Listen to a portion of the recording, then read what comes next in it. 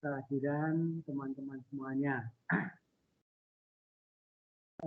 Coba sekarang tampilkan dulu semuanya. Halo? Iya, Pak. Tampilkan dulu semuanya. Semuanya saja. Ayo, yang belum, silahkan semuanya. Dan saya ambil gambarnya.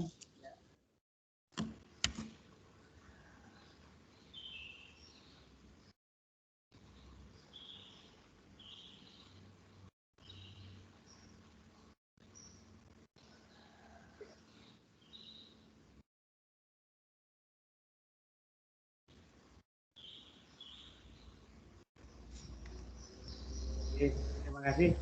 Kita mulai dengan kehadiran dulu. Yang pertama Mbak Afir. Hadir? Mbak Afir. Halo. Hadir, Bapak. Terus Mbak Evi. Hadir, Pak. Hadir, Pak. Mbak Anggra ini. Mbak Anggra Hadir, ini. Pak. Mbak Anissa. Hadir, Pak. Hadir. Mas Arif. Hadir, Mas Pak. Arif kawan. Mas Arif. Mbak Arlian. Hadir, Pak. Arlian. Arlian hadir. Mbak Ayu Kamestari. Hadir. Ayu Kamestari. Halo. Hadir, Pak. Terus Mbak Dian. Dian Agustin. Hadir, Halo. Pak. Hadir. Hadir.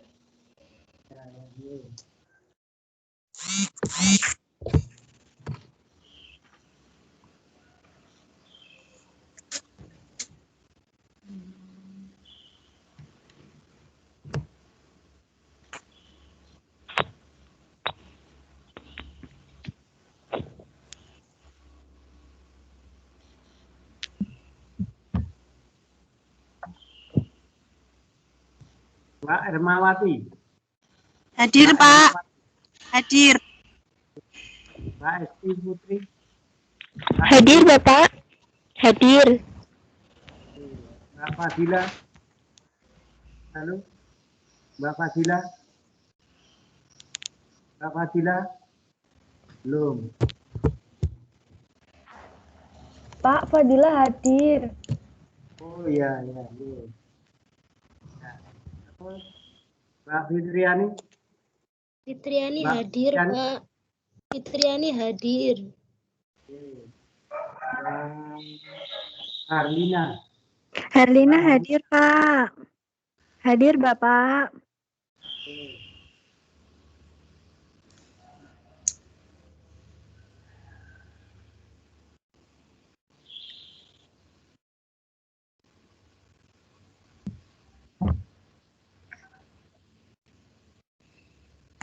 Mbak Hartini.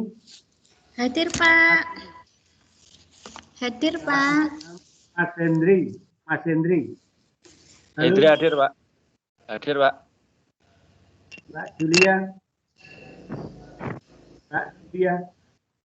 Julia katanya sinyalnya baru bermasalah gitu, Pak. Oh, rumahnya mana, Kak?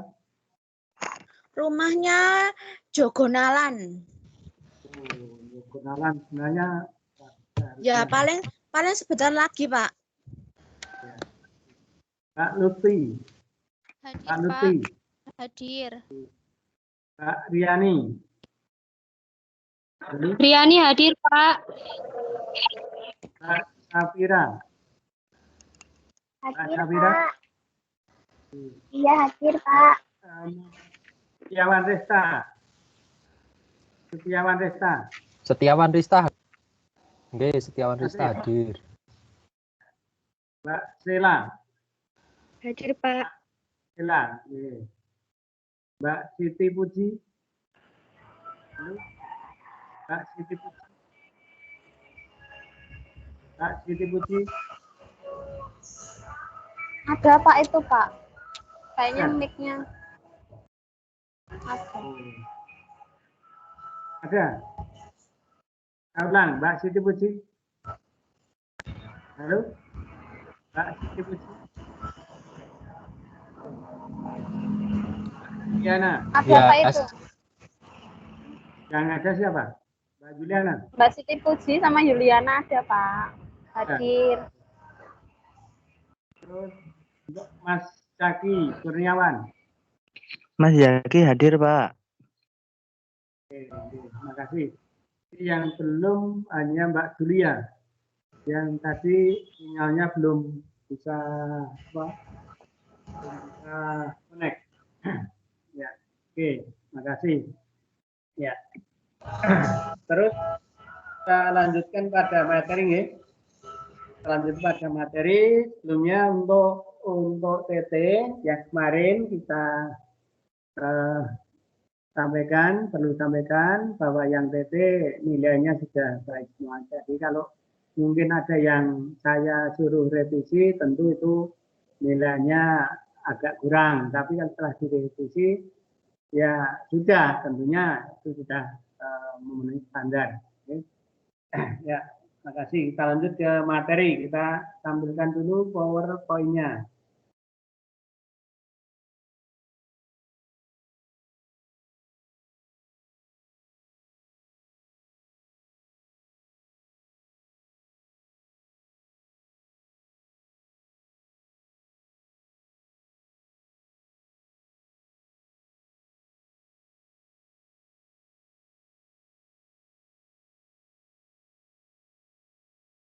Halo? Iya, halo. Iya, halo, Pak. Lihat. Sampun. Sampun, Pak. Udah, Bapak. Oke, kita lihat di modul 11 ya. Untuk modul 11 yang KP1 hakikat bimbingan dan konseling DSD. Bimbingan dan konseling. Sebetulnya saya ingin tanya dulu, untuk SD itu guru BP-nya siapa? Guru BP. Guru kelas, Pak. Guru kelas, Pak. Guru kelas. Nah, jadi tidak ada guru khusus BP. Jadi guru BP-nya juga guru kelas. Kalau dulu zaman dulu ya, itu termasuk guru olahraga itu juga guru kelas. Tapi untuk era sekarang, nah mungkin sekarang ini ada masalah lagi karena guru olahraga kebanyakan sudah pensiun, bahkan sekolah kemudian belum ada gantinya. Nah, mungkin bagi sekolah yang belum ada gantinya guru olahraga, ya guru olahraganya itu diambil oleh guru kelas. Jadi guru SD itu harus ngabei. Tahu maksudnya ngabei? Ngabei adalah sebenarnya serba bisa. Ya. Oke, jadi untuk SD guru BP-nya sekaligus adalah guru kelas. Jadi guru kelas harus juga bisa menjadi guru BP. Nah, bimbingan konseling SD ini ada 5 faktor yang melatar belakangi mengapa diadakan BP juga untuk anak-anak di sekolah dasar, sekalipun tidak ada guru yang khusus. Nah, yang pertama adalah kita tahu bahwa anak-anak kita ini tentu mempunyai perbedaan. Secara individual itu banyak sekali perbedaannya. Coba selama ini apa yang Anda lihat, yang Anda amati, perbedaan yang ada pada anak-anak kita. Silahkan, siapa yang pertama akan menjawab? Saya, Pak, mau menjawab, Pak. Siapa ini? Bu Artini, Pak. Bukan namanya, nggih? Nggih, Pak. Nggih. Yang saya lihat dalam setiap harinya anak didik, perbedaannya yang pertama dalam memahami materi yang diberikan, 2 dalam setiap harinya itu melaksanakan tugasnya, terus dalam kehadirannya juga, terus cara berpikirnya anak juga berbeda. Selanjutnya adalah karena karakter mereka juga berbeda, dia juga punya inisiatif-inisiatif yang berbeda. Demikian Pak dari saya. Mungkin ada yang lain yang mau menambahkan. Oke, silakan ditanggapi pendapat Mbak Artini. Atau mungkin mau menambah dan mungkin juga punya pendapat sendiri. Silakan.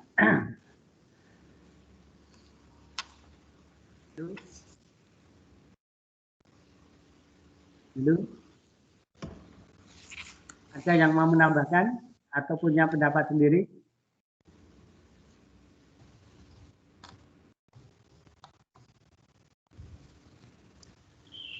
Sinyal saya jelek Pak, sebentar. Oh, begitu. Putus-putus. Mas, Sinyal siapa saya. ini, Setiawan. Iya. Rumahnya mana Mas? Sebentar. Rumahnya mana? Delagu Pak, Delagu. Ini Delagu. pakai wifi. Baru putus-putus ini Pak, sebentar. Oh iya. Iya, kadang begitu Mas. Iya. Bihum. Bisa Yang lain. Yang lain. Ulang lagi pertanyaannya Pak. Tadi pas dari jumlah anak kita di kelas punya perbedaan. Nah, selama ini perbedaan apa yang sudah Anda lihat dan amati? So, Mas Setiawan.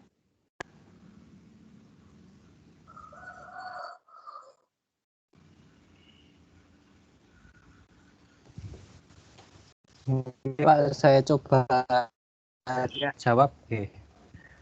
Siswa Pak, antar siswa nih. Anak. Jadi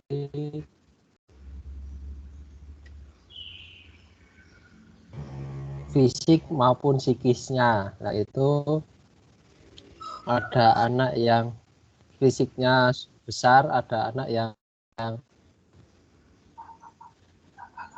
fisiknya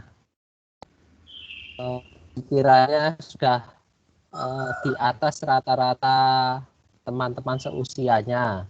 Ada anak yang daya pikirnya itu masih terbawa pas masih kecil, jadi seperti lebih kekanak-kanakan daripada teman-teman seusianya. Sementara itu Bapak jawaban saya. Terus yang lain masih ada? Silakan. Yang lain mau melengkapi atau mungkin punya pendapat sendiri boleh, silakan. Perbedaan individu antara anak-anak.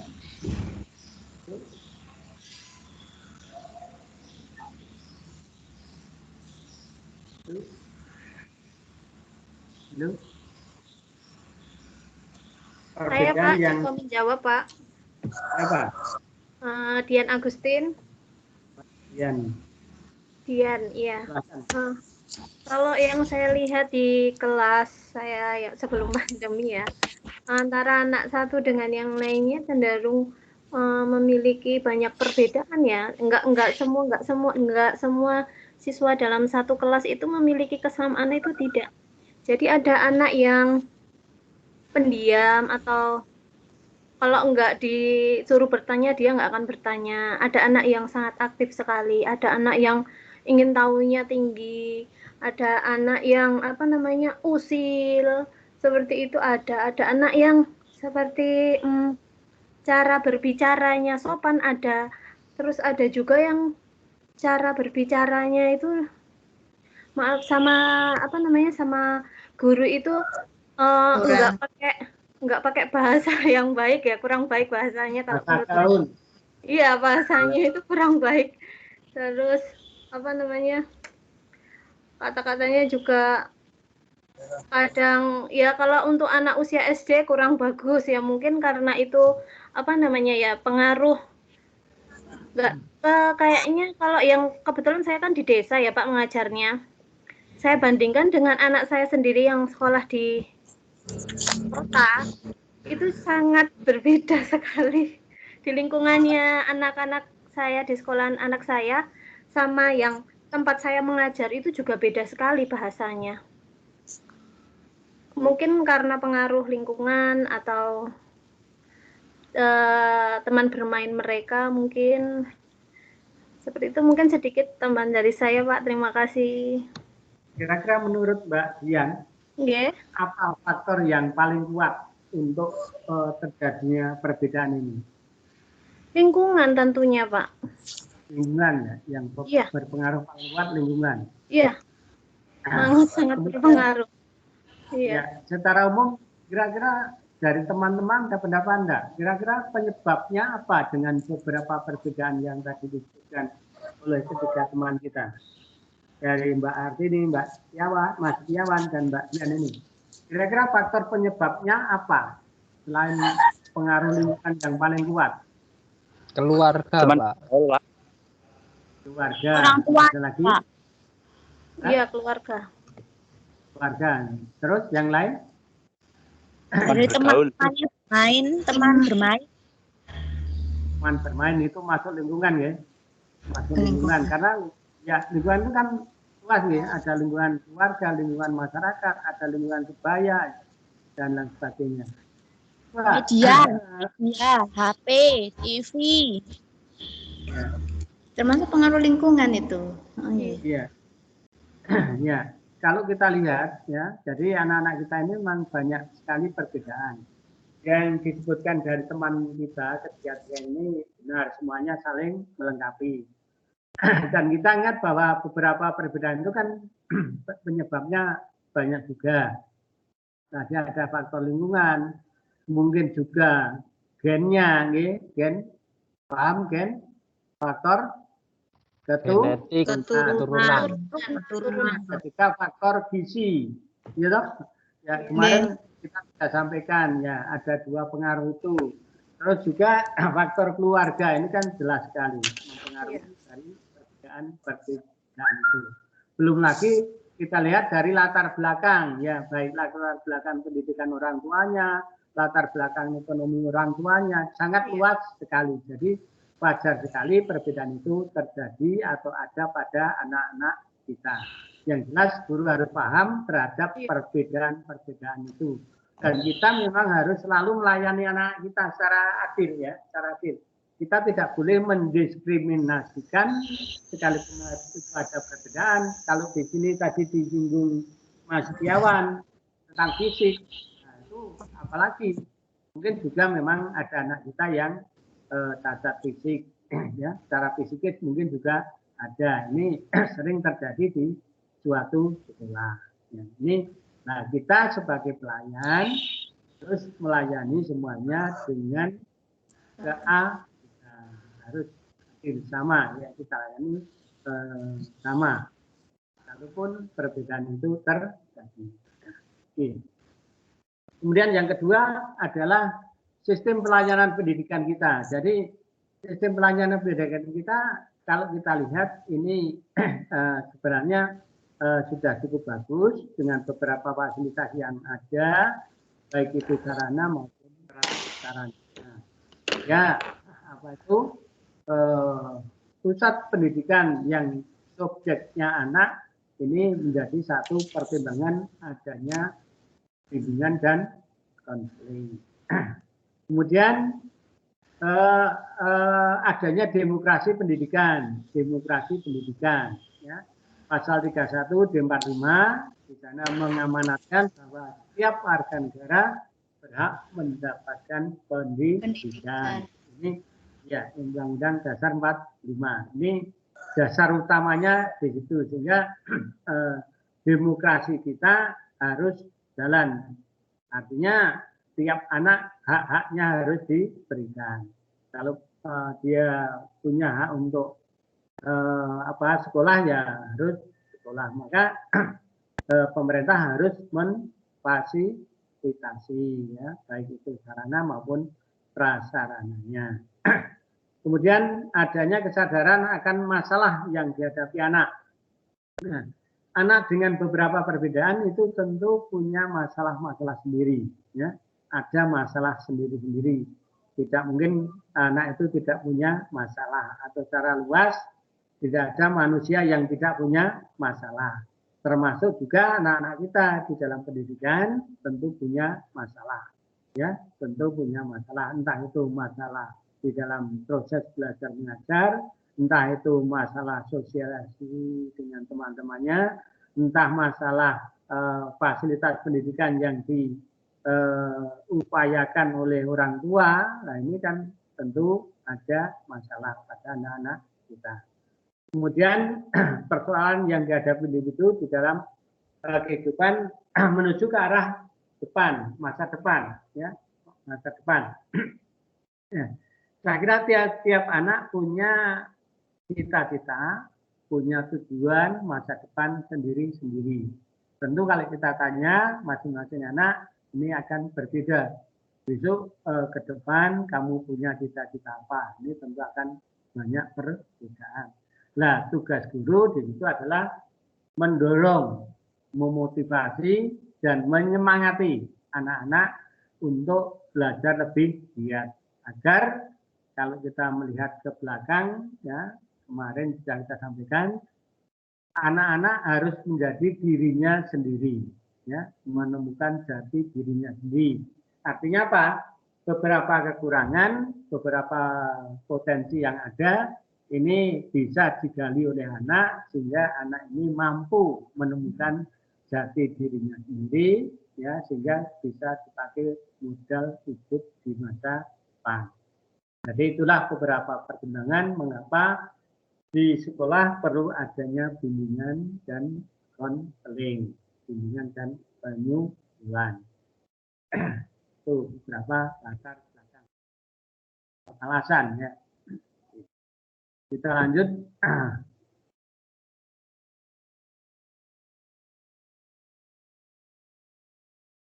Ya, ini pengertian dari bimbingan adalah bantuan. Sebenarnya kita membantu, ya, membantu untuk memahami diri sendiri. Tadi sudah saya sampaikan, kita jelaskan dengan melalui bimbingan dan beberapa latar belakang tadi, anak diharapkan untuk bisa memahami dirinya sendiri, menemukan jati dirinya sendiri. Kemudian mengenali lingkungan. Lingkungan yang berbeda tentu akan disikapi secara berbeda pula. Sehingga harapannya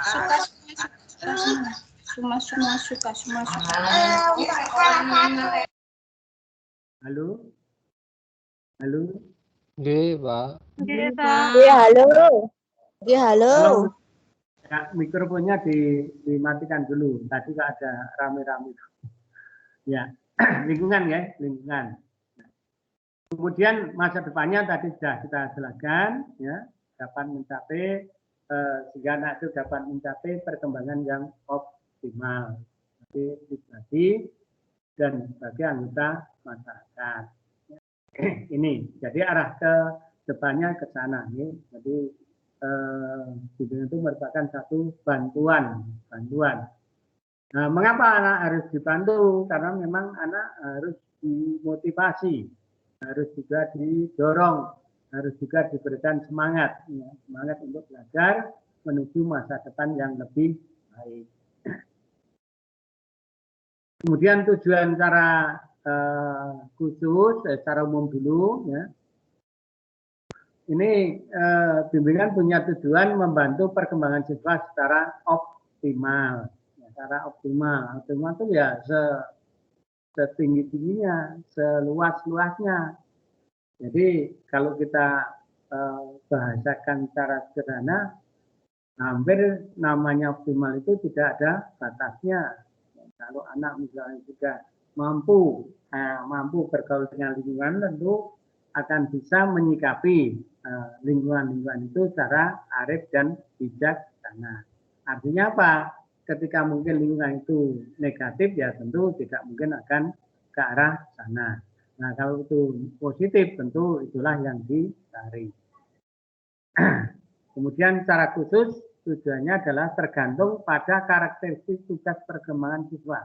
Jadi BK, bimbingan konseling, tujuan khususnya sesuai dengan kasus yang terjadi, ya. Di situ disampaikan karakteristik tugas perkembangan siswa. Jadi apa masalah yang terjadi pada siswa itu dengan beberapa perbedaan tadi. ketika anak mungkin punya kasus masalah belajar, ya tentu bimbingannya tujuan bimbingnya tentang belajar kan begitu.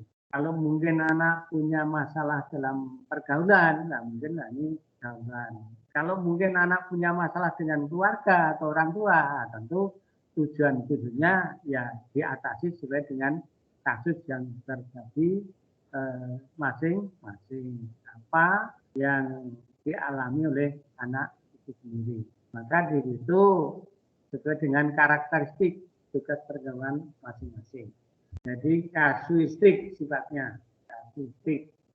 Tidak sama anak yang satu dengan yang lain, ya tentu tidak sama. Kalau dulu Anda sekolah di SMP, di SMA, mungkin ada guru PP sendiri, tentu bimbingannya pun tidak akan sama, tergantung wah dipanggil guru PP, artinya apa, masing-masing akan berbeda kan itu tujuan khususnya. Nah, kemudian peran guru dalam BK, ya, peran guru apa di dalam BK itu dalam bimbingan konseling. Nah, identifikasi kebutuhan, ya, kebutuhan anak itu apa? Kebutuhan anak itu apa? Kemudian potensinya seperti apa? Kalau punya potensi tentu akan dipacu, akan dimotivasi, akan dibina dengan sebaik-baiknya, termasuk bakat. Nah, ketika anak punya bakat, punya potensi yang menonjol, tentu ini menjadi satu modal sekolah untuk meningkatkan anak tersebut menjadi anak yang potensial dan anak yang berbakat. Kemudian kalau masalah di dalam KBM, kira-kira seperti apa masalahnya? Ini ada masing-masing punya satu masalah sendiri. Sehingga guru BP tentu kalau memberikan bimbingan pada anak juga sesuai dengan kasus yang ada pada anak itu. Kemudian mengidentifikasi gejala-gejala salah sesuai dengan diri anak dalam kegiatan sekolah. Ini jadi anak ini kan macam-macam. Tadi kita sudah sepakat bahwa perbedaan ini banyak sekali. Nah, di dalam sekolah tentu ini banyak sekali kasusnya. Kadang anak yang tadi disampaikan mungkin tidak sopan, mungkin kehadirannya yang mungkin terlambat atau satu hari masuk, satu hari tidak. Nah, ini ya. Kemudian tingkat pemahaman ini merupakan satu tugas guru untuk apa? Untuk mengidentifikasi masalah-masalah ini. Sehingga nanti bisa dijadikan bahan untuk memberikan bimbingan dan pembimbingan. Kemudian memberi kemudahan bagi pertumbuhan dan perkembangan anak di lingkungan sekolah. Nah, saya kira di tiap sekolah tentu punya tata tertib. Gitu? Di sekolahnya tentu punya tata tertib. Nah, tata tertib ini jangan sampai membebani anak atau menekan pada anak atau lebih memberatkan pada anak. Karena apa? Karena itu akan mempengaruhi pertumbuhan dan perkembangan anak itu sendiri. Mungkin ada juga aturan-aturan secara khusus yang anak itu mungkin kadang merasa berat.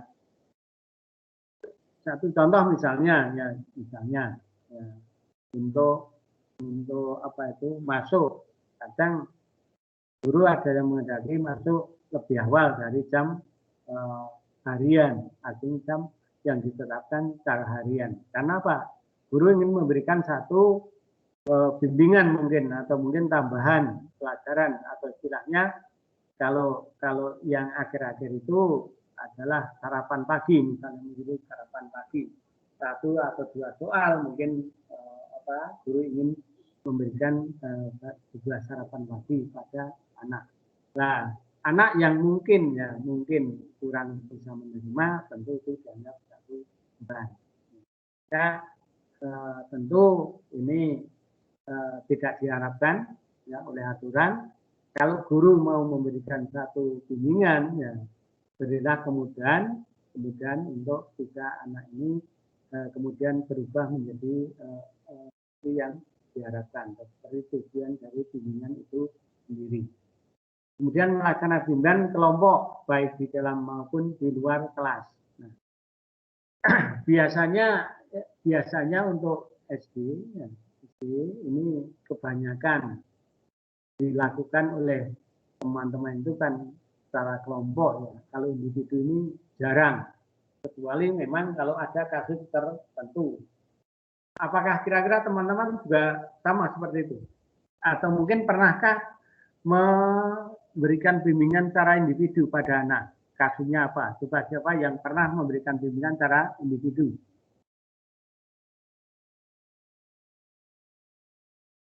Halo? Jadi Pak. Oke. Ada nggak?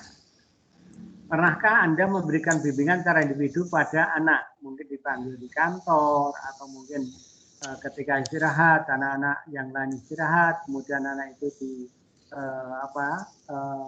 diberikan bimbingan.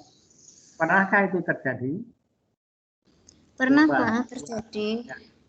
Ya, siapa nih? Mbak Artini? Nggih Pak. Ini kaitannya dengan tingkah laku anak ya Pak. Karena anak itu mungkin dari keluarganya itu ya Pak, keluarganya itu kurang pendidikan agama, jadinya, tapi mungkin juga karena kebiasaan anak, dia suka mengambil milik punya temennya, akhirnya karena temennya itu sok dijahili dengan diambil barang-barangnya, kayak pensil, pokoknya lainnya gitu ya Pak, peralatan sekolah.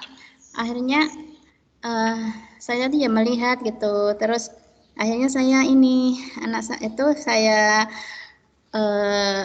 ajak ke kantor gitu ya Pak, terus saya bilangin, nah kalau mengambil punya teman itu bagaimana, baik apa enggak, saya bilangin seperti itu.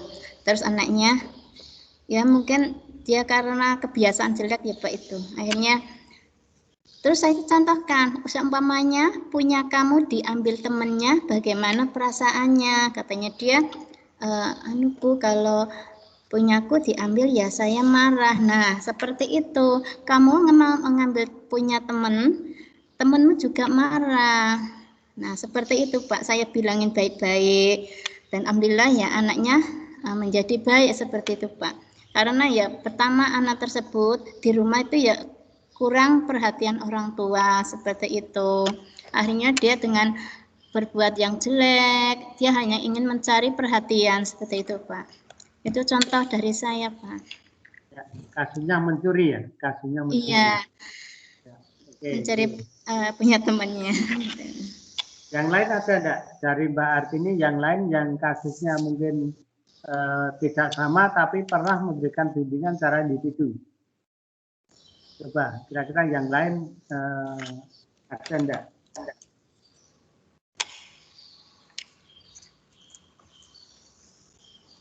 Ada Pak.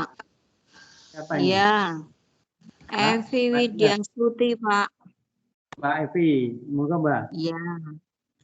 Ya pernah Pak, kami menangani ada anak yang dia nakalnya over Pak, terlalu nakal karena dia mempunyai kelebihan di fisik, badannya besar, sehingga dia merasa sok berkuasa dari teman-teman yang lainnya.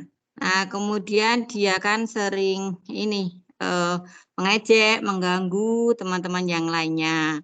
Sampai-sampai banyak Bapak Ibu guru itu yang ikut menangani itu tidak kewalahan begitu Pak. Karena dia terlalu nakal dan nanti kalau diberitahu dia tidak terima, dia justru lebih marah lagi. Nah itu kami melakukan pendekatan, anaknya kami ajak ngobrol, duduk bersama, mengapa seperti itu, ya anaknya diam, kemudian kami memberikan contoh-contoh seperti itu.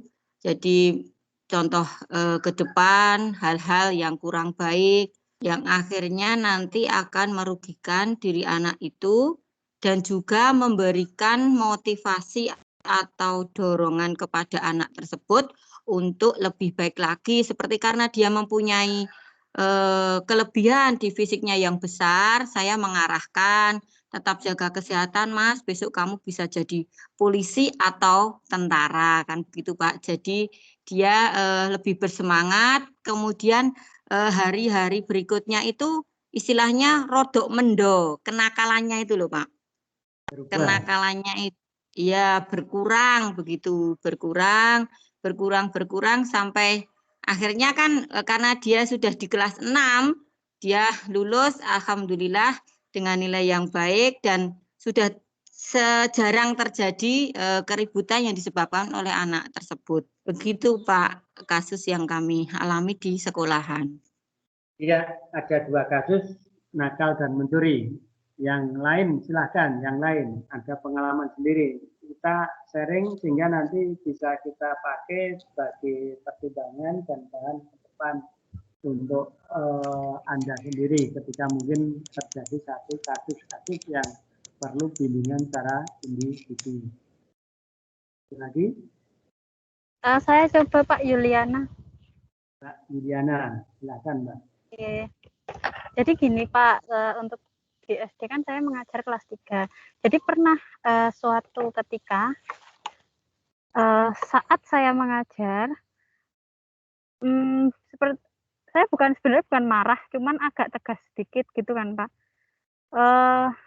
Tiba-tiba muncul satu orang anak cowok itu lari ke depan gitu kan, meluk saya dari belakang. Terus saya tanyakan, "Loh, kenapa ini, Le?" kayak gitu. Jadi anak itu bilangnya gini, Pak. Ibu saya kalau di rumah misal marah-marah atau ngambek itu biasanya dipeluk ayah saya, seperti itu, Pak. Dipeluk ayah saya, terus saya dilus-elus nanti ibu saya udah nggak marah lagi, seperti itu, Pak. Jadi perilaku orang tuanya di rumah itu dia tunjukkan di sekolah seperti itu, Pak. Ya, saya sampai bingung harus gimana.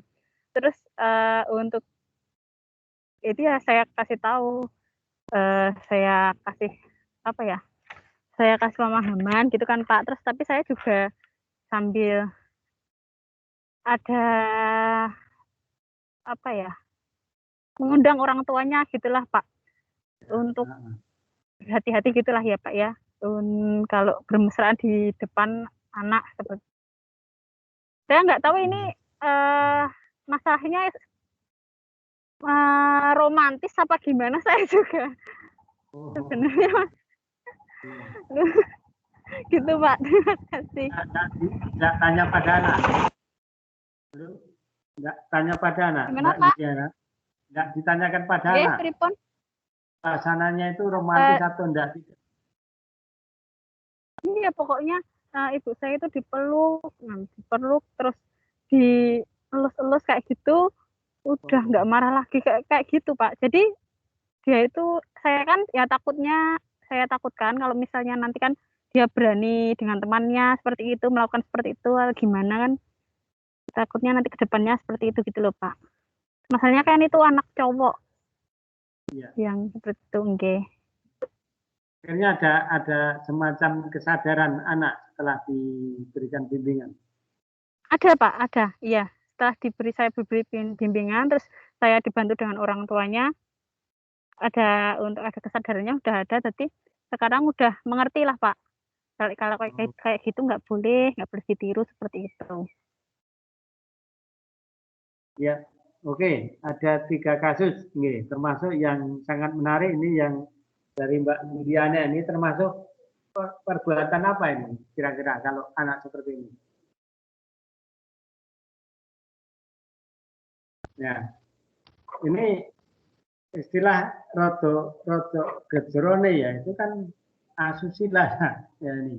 Jadi memang ya ini tadi satu perbedaan yang terjadi ketika mungkin tadi ada alasan dari keluarga, dari orang tua. Nah, ini kan tepat sekali. Ternyata beberapa pendapat dari teman-teman masuk semuanya, kan? Ya, dari menturi, dari nakal dan bandel, kemudian ada asusila. Nah ini. Nah sekarang saya tanya, menurut Anda, menurut teman-teman, perlukah dilaksanakan bimbingan secara individu di luar kasus? Di luar kasus.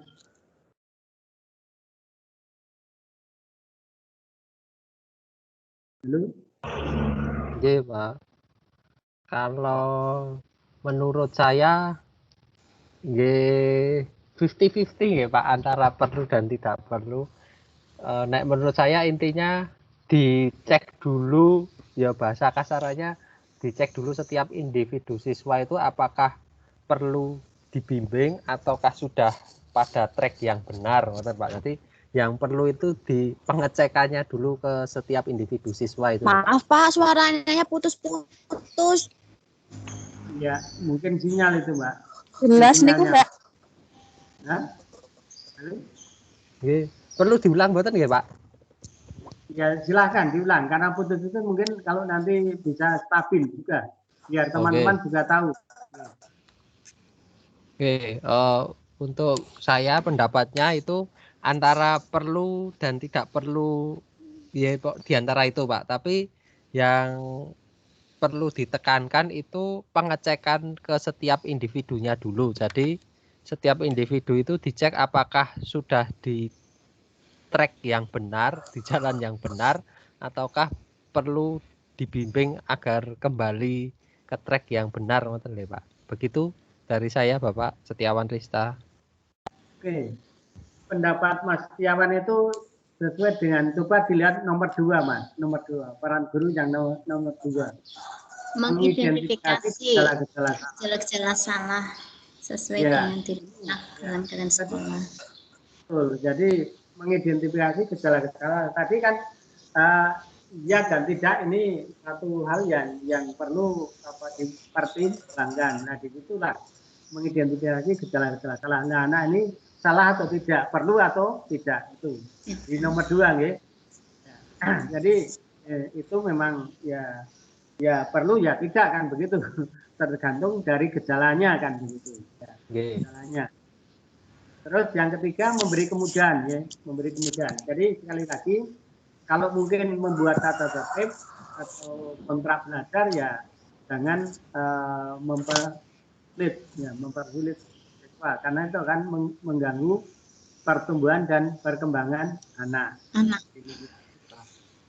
Jadi jangan terlalu mengekang atau mempersulit pada anak. Berilah kemudahan dan situasi yang menyenangkan. Situasi yang menyenangkan. Kalau mungkin harus individu pun ini harus situasinya menyenangkan. Seperti tadi dari Mbak Yudiana dengan kasus seperti ini, anak kita harus kita buat tenang, jangan sampai kemudian anak itu justru menjadi kecil hati, kemudian justru frustasi. Ya juga kalau kita tidak hati-hati. Kita ingin membimbing, ingin memberikan satu penyuluhan, kadang malah menjadi satu beban pada anak. Jadi bahkan situasi dan kondisi perlu diperhatikan sesuai dengan peran guru yang nomor 2, mengidentifikasi segala-gala salah. Kemudian melengkapi rencana, ya tentu bimbingan dan penyuluhan harus direncanakan, ya harus direncanakan dan kelompok atau kemudian melaksanakan pengajaran sesuai dengan kebutuhan anak. Jadi kalau ABM harus selalu tertib, medianya dan seterusnya ini tentu harus ini kebutuhan dari kita. Informasi tentang anak ini jelas, karena tanpa data dan informasi kita tidak akan bisa memberikan bimbingan pada anak. Kembali pada itu tadi, harus identifikasi gejala-gejala yang terjadi pada anak-anak kita. Ini harus ada. Ya tentu di sekolah tentu teman-teman pasti membuat buku bimbingan, termasuk program bimbingan, ya individu atau kelompok di sana ada kategorinya. Termasuk jangan sampai lupa seperti tadi disampaikan harus ada komunikasi dengan orang tua. Ini jadi Mbak Yuliana tadi juga orang tua harus itu ya, karena menyangkut sikap anak yang justru sikap anak itu berangkat dari kebiasaan orang tua yang dilakukan di rumah. Tapi mengapa harus dibawa di sekolah? Padahal itu kurang bagus ya, kurang bagus. Nah sebenarnya memang itulah kodrat anak. Jadi kodrat anak itu selalu akan meniru. Jadi oleh karena itu apapun yang baik pada anak, tentu nanti juga akan menjadi baik. Kemudian melaksanakan konseling terbatas, ya terbatas. Karena apa? Dengan ya, anak dan guru ini kan sangat mudah sekali dan baik sekali. Karena apa? Memang ini harus diciptakan hubungan antara guru dan siswa ini harus baik. Orang tua kedua dari anak itu kan guru, ya. Orang tua anak yang kedua itu adalah guru yang ada di sekolah. Tentu ini menjadi satu bahan kita untuk membina, membimbing anak, mendidik, ya, sampai mengarahkan anak-anak tersebut. Sehingga dengan kedekatan antara guru dan anak ini menjadi satu bentuk, ya, satu bentuk motivasi pada anak untuk bisa memberikan satu perubahan baik secara akademik maupun secara non akademik. Kemudian memberikan pelayanan tujuan, yaitu melimpahkan anak tertentu kepada orang yang lebih kompeten. Nah, kadang memang ada kasus-kasus yang terjadi di sekolah itu yang di luar batas kemampuan dari teman-teman guru kita, khusus kasus-kasus yang khusus yang istimewa, yang di luar dari kompeten teman-teman kita. Pernahkah itu terjadi pada sekolah Anda atau anak-anak Anda? Pernah, Pak. Pernah. Nah, Ada, Pak, ya. Mas Setiawan tadi, apa kasusnya? Pernah, Pak, itu karena terlewat nakal dan kemungkinan nanti ke depannya itu bisa bertambah mengkhawatirkan, nanti fatal ya, seperti ringan tangan itu, Pak. Ringan tangan dalam artian yang buruk itu jadi pernah dilimpahkan ke yang lebih bisa menangani itu. Kalau dulu sebelum pandemi itu ke kepala sekolahnya itu. Oh, gitu. Gitu. Kalau dilimpahkan eksternal pernah enggak? Eksternal. Luar. Kalau Itu eksternal belum, Pak. Belum. Karena alhamdulillah untuk masalah sekolah itu alhamdulillah bisa selesai. Terakhir itu biasanya kepala sekolah itu selesai, Pak. Begitu. Oke, ya, memang bagus nih. Kalau perlu tidak perlu ke eksternal ya, karena nanti kalau ke eksternal ya tentu akan negatif di sekolah itu. Tapi saya pernah ada pengalaman juga, artinya hanya mendengar di suatu sekolah itu ada juga yang pembinaannya secara eksternal diserahkan pada polisi. Itu ada memang, ada karena memang ya sudah di luar apa ya, di luar batas kompetensi dari teman-teman guru, sehingga memang perlu anak itu diberikan pelajaran yang lebih bisa menyadarkan. Ya kalau kesannya kan misalnya polisi itu kan penegak hukum ya kemudian ya agak kemudian ya agak apa itu drastis perubahannya. Artinya ketakutannya benar ada, sehingga perubahan berikutnya ya sekalipun antara sekolah dengan keputusan ini sudah rembukan dulu bahwa itu hanya suatu sistem, suatu strategi sekolah untuk bisa benar-benar memberikan anak cerah itu, hanya strategi. Ya hanya beberapa jam lalu memang itu saya pernah mendengar seperti itu. Ya itu saya kira perlu, ya tidak ada jeleknya ketika mungkin kasus itu memang di luar batas kompetensi dari kita. Itu perlu diberikan tujuan seperti nomor 10 itu. Nah, ini kan di situ ada keterangan anak yang punya sikap hiperaktif. Nah, hiperaktif itu kan tentu biasanya banyak negatifnya kemudian. Banyak negatifnya. Sehingga ketika guru sudah kewalahan, ya, kepala sekolah sudah kewalahan, akhirnya ke eksternal. Oke, terima kasih beberapa pendapat dari teman-teman. Sehingga ini yang lain yang mungkin tidak atau belum punya kasus, ini menjadi satu rujukan, menjadi satu pengalaman kita untuk bisa kemudian nanti mengatasi satu masalah yang terjadi di sekolah ketika terjadi satu masalah. Kalau tadi peran guru, sekarang peran orang tua dalam bimbingan dan konseling. Konsultasi dengan guru tentang anak. Sehingga anak tahu, orang tua itu tahu akan perkembangan belajar anaknya. Pernahkah ini terjadi pada sekolah Anda atau wali murid Anda?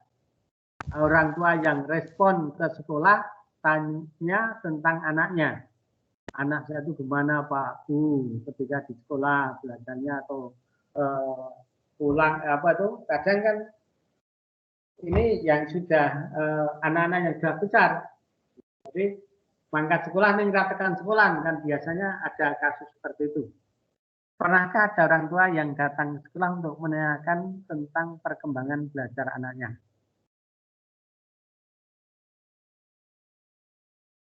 Pernah Pak. Pak, pernah Pak. Nah, kasusnya apa? Kasusnya coba satu-satu, Mbak siapa dulu?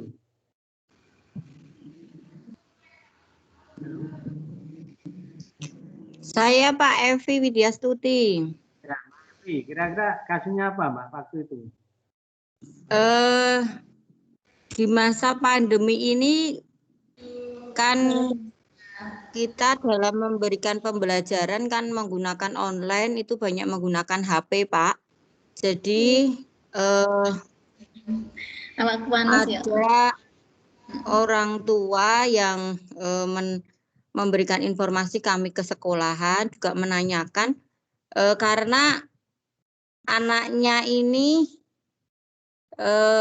karena kecanduan HP itu waktu kecil kan ada penyakit begitu Pak. Ada penyakit di otak, jadi ini kambuh begitu. Ini kambuh, padahal dari informasi kan dari dokter itu penyakitnya sudah pengobatannya sudah tuntas, sudah selesai. Tanpa kita sadari karena pembelajaran pandemi yang berlangsung cukup lama itu berpengaruh kepada otaknya dan orang tuanya itu datang ke sekolahan menemui kami karena kebetulan kami adalah wali kelasnya. Ini menanyakan tentang perkembangan anaknya bagaimana Bu, ini untuk sementara waktu kan tidak bisa mengikuti pembelajaran secara online karena harus off dari HP, begitu Pak. Oke, bagus. Bagus. Kalau ada orang tua yang seperti ini bagus sekali karena kepedulian orang tua terhadap anak ini penting. Mengapa penting? Karena tanggung jawab pendidikan itu termasuk orang tua, sekolah dan orang tua. Oke, orang tua.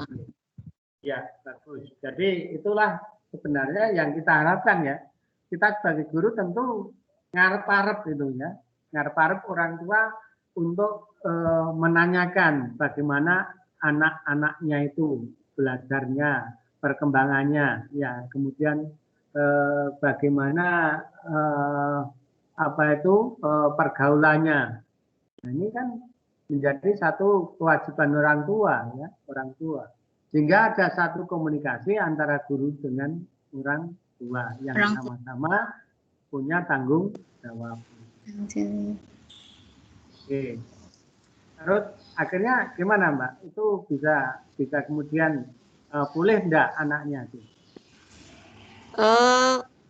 Kami kemudian begini Pak, jadi menyarankan tugas-tugas yang kami berikan kepada anak nanti kami foto begitu Pak, kami foto, kami share ke orang tuanya.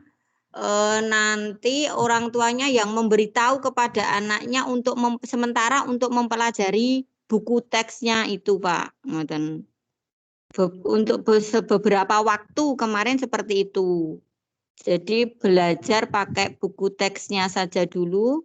Kalau ada soal atau tugas dari kami guru, tugas tersebut kami tulis, tidak kami online kan begitu Pak, karena sekolah kami kemarin sudah pakai e-learning, jadi tugas-tugasnya kami tulis, kemudian orang tuanya mencatatkan, baru anak mengerjakan, begitu Pak. Bagus, jadi ada semacam take and give ya, ada satu memberi dan menerima dari guru maupun dari orang. Nah, ini yang dihindari pendidikan seperti ini sebenarnya. Ya. Jadi tentu harus ada komunikasi, ada interaksi antara orang tua dan guru. Yang kedua, memberi umpan balik kepada guru tentang anak. Nah, baliknya ketika anak itu di rumah, guru pun perlu menanyakan pada orang tua bagaimana kalau anak-anak itu di rumah. Belajar atau tidak, bagaimana mengerjakan PR, bagaimana mengerjakan tugas, ya. Ini sebaliknya, jadi tentu umpan balik dari orang tua ini juga kita butuhkan. Sehingga bagaimana kita melangkah tentang anak ini nanti akan bisa tepat, Nah, kemudian yang ketiga adalah menjadi sumber belajar jika diperlukan. Nah, ini kalau tidak ada komunikasi dengan orang tua, mungkin orang tua pun juga akan salah paham, ya, akan salah paham. Ketika anak tanya orang tua. Assalamualaikum Pak. Salam. Pak, maaf ini Julia Sanggar baru bisa masuk Pak. Microsoft Teams-nya bermasalah. Oh gitu, ya, oke, lanjutkan Mbak. Iya, terima kasih. Oke. Ya, jadi itu ya. Jadi memang harus apa? Ada komunikasi antara guru dengan orang tua. Gimana kalau di rumah? Belajar atau tidak, atau mungkin malah justru bermain, tidak pernah belajar, nah ini menjadi tanggung jawab bersama. Sehingga perlu diadakan bimbingan, baik oleh orang tua maupun oleh guru kelasnya. Kemudian berbagi informasi tentang membimbing anak. Nah, ini juga sangat penting. Ketika orang tua membimbing anak, bagaimana hasilnya atau bagaimana reaksi anak, respon anak. Itu ya guru harus beritahu pada orang tua. Nah, orang tua ketika kita membimbing anak di sekolah hasilnya seperti ini, jika panas seperti ini perlu disampaikan pada orang tua. Kan ada istilahnya buku home visit. Ada enggak buku home visit untuk teman-teman? Ada, Pak. Ada ya. Nah, itu silakan dimanfaatkan. Manfaatkan. Kenapa?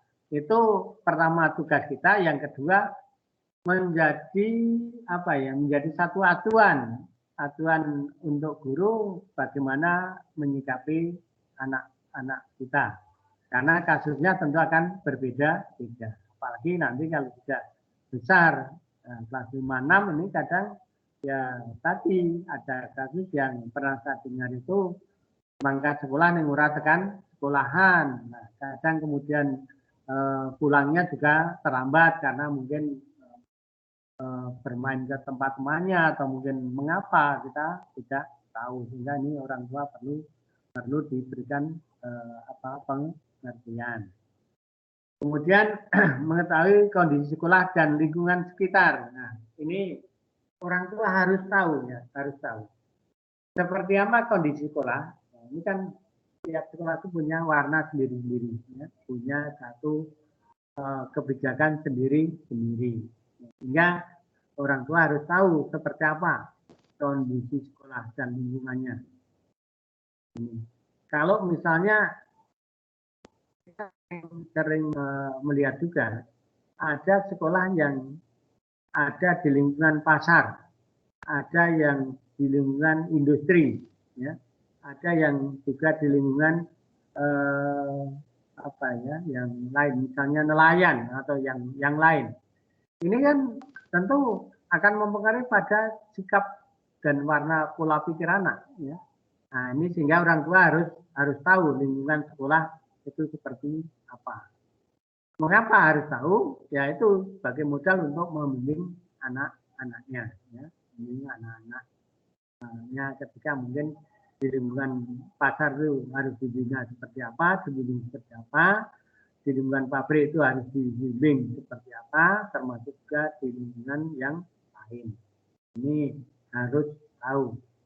Kemudian berdialog dengan anak, ya, guru, orang tua, ya, aktivitasnya itu baik di sekolah maupun di rumah.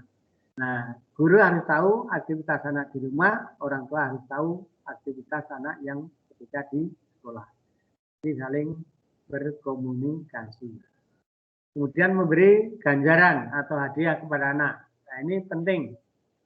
Reward and punishment ini sangat penting untuk anak. Ketika kita memberi reward itu sebagai bentuk motivasi. Ketika memberi hukuman, punishment itu sebagai satu peringatan atau pembinaan. Bahkan bisa kita artikan bimbingan. Bisa kita artikan bimbingan. Sehingga anak ini akan terbuka wawasannya, ya, terbuka wawasannya, dan ketika mungkin diberikan bimbingan dia akan merasa bangga karena ada ganjaran, ada hadiah. Nah, ketika kemudian diberikan satu teguran, satu hukuman, tentu dia akan kemudian sadar bahwa dia punya sikap yang salah. Kemudian memberi bantuan dan dukungan yang dibutuhkan anak. Setiap anak punya satu kesulitan sendiri. Nah, anak tentu memiliki kesulitan, ya, yang kesulitan itu akan berbeda-beda. Sehingga bagaimana guru harus membantu, harus menolong anak, tentu harus tahu tingkat kesulitan yang dialami anak. Baik itu di dalam kelas, dalam situasi proses belajar mengajar, maupun mungkin dalam situasi di luar kelas. Termasuk di dalam keluarga pun. Itu tidak masalah. Tidak masalah. Artinya guru tidak akan salah ketika memberikan satu bentuk bimbingan pada anak, sekalipun mungkin ya agak sulit dilaksanakan. Tapi kalau itu ada dan terjadi pada Anda semua, tolong jangan sampai tidak disikapi, harus disikapi. Ya, kemudian mengembangkan kebiasaan belajar yang baik. Nah, kalau belajar yang baik itu seperti apa? Coba berikan gambaran. Bagaimana anak dikatakan belajar dengan baik?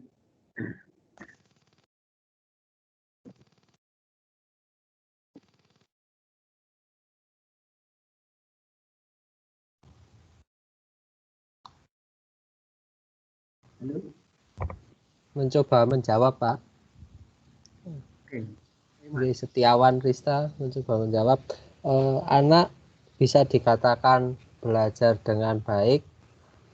Salah satunya jika keinginan belajar dari anak itu ada. Jadi meskipun sedikit, ya lebih baik banyak, Pak. Itu jadi pengen belajar bukan karena dipaksa, tapi karena suatu kebutuhan. Terus anak itu tidak hanya hafal, jadi tapi memahami apa yang dipelajari atau dibaca itu Begitu Pak untuk sementara jawaban saya. Ya, oke. Ya, memang yang lebih bagus itu seperti itu. Artinya apa? Kalau pendidikan ini sudah merupakan kebutuhan, ini saya kira di Indonesia tidak akan ada anak DO, drop out, tidak akan ada anak yang nanti mungkin kejar paket-paket atau pendidikan non formal itu mungkin tidak ada nanti. Ya, harapan itu. Kalau pendidikan ini sudah merupakan satu kebutuhan. Nah, ketika pendidikan sudah kebutuhan, tentu lebih mengerucut pada kebutuhan belajar. Nah, anak tentu juga butuh belajar otomatis. Jadi betul. Jadi ini kebutuhan belajar, keinginan bukan karena dipaksa, disuruh atau mungkin ditekan oleh yang lain, orang tua ya. Ini jadi anak sadar bahwa ini kebutuhan saya harus belajar. Oke. Terus menerima dan menghargai individu anak. Nah, ini yang kadang ini sulit terjadi dari anak. Nah, hargai individu. Nah, ini yang terjadi pada anak itu biasanya kan kompetisi ya, persaingan. Ketika mungkin anak agak ketinggalan dari yang lain, justru yang terjadi bukan menghargai, tetapi justru malah mengolah-olah. Ya. Jadi tidak menghargai, justru malah membanding-bandingkan. Ya, membanding-bandingkan secara negatif ya, secara negatif. Nah, menjelekkan. Seharusnya kan menghargai, wah teman saya pintar, saya tak belajar dari dia, saya tak minta